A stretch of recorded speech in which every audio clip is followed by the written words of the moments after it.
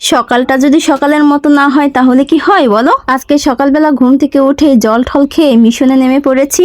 আগে ভালোভাবে jug glass সাজিয়ে রাখি, তারপরে বলতেছি কিসের মিশন। দেখো আমার পাখাগুলো একদম এলোমেলো হয়ে রয়েছে। 3 বছরের 3টা পাখা দেখেই বোঝা যাইতেছে ভাঙ্গা, তারপরে আরেকটু ভালো, তারপরেরটা আরো ভালো। এইটা হচ্ছে আমার ছেলের টাকা জমানোর ব্যাংক। আমার ছেলেকে কেউ যদি টাকা পয়সা দেয় খাওয়ার জন্য, ও না খেয়ে এই ব্যাংকে জমা করে। ভাবা যায় এখন থেকে আমার ছেলেটা কত মিতব্যয়ী।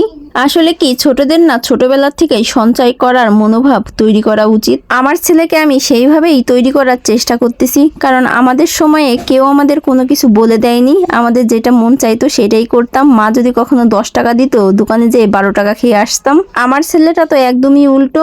কেউ যদি 10 টাকা দেয়, 10 টাকাই ও ব্যাংকে রেখে দেয়। ওর বাবা যখন স্কুল শেষ করে বাড়িতে আসে, প্রতিদিনই ওর বাবার কাছ থেকে টাকা নেই, চকচকা টাকা। এখন ওর টাকার নোটগুলো প্রমিথিউস চেনে না, কিন্তু ওর চকচকা টাকা লাগবে। সেটা 5 টাকা হলেও নিবে, 500 টাকা হলেও নিবে। অনেকেই হয়তো বলতে পারো ছোট বাচ্চাদের হাতে এত টাকা দাও কেন?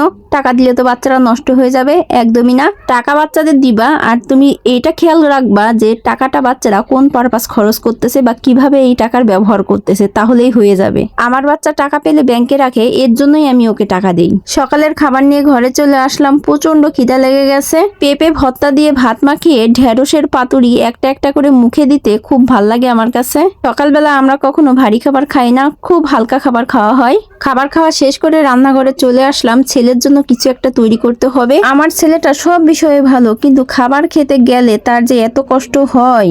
একদমই খাবার খেতে চায় না। ওকে 3 বেলা খাওয়াতে গেলে আমার প্রায় 4-5 ঘন্টা সময় নষ্ট হয়ে যায়। যেই দিন কাজের চাপ থাকে সেই দিন আমি ওকে ব্লেন্ড করে ভাত খাওয়াই দিই। যেদিন আমি ভিডিও করতে যাই সেদিন আমার কাজে অনেক দেরি পড়ে যায়। এজন্য সকালবেলায় ভাত আর ডিম জল পোস্ট করে দিলাম। এখন এটা ব্লেন্ড করে ওকে খাওয়াই দিব। এই দেখো ব্লেন্ড করার পরে ভাতটা কিরকম হয়ে গেছে। এখন এটার সাথে একটু জল মিক্স করব, একটু পাতলা করব। এই খাবারটা অনেক ঘন হয়ে গেছে।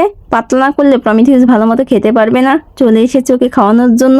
এই খাবার নিয়েও সে মিনিমাম 10 মিনিট সময় কাটাই দিছে। তোমাদের একটা ভিডিওতে দেখাইছিলাম প্রমিথিউসের পায়ে ঘা হয়েছে, এজন্য ওকে ডাক্তারের কাছে নিয়ে গেছিলাম। ডাক্তার ওকে 7 দিনের অ্যান্টিবায়োটিক দিছে।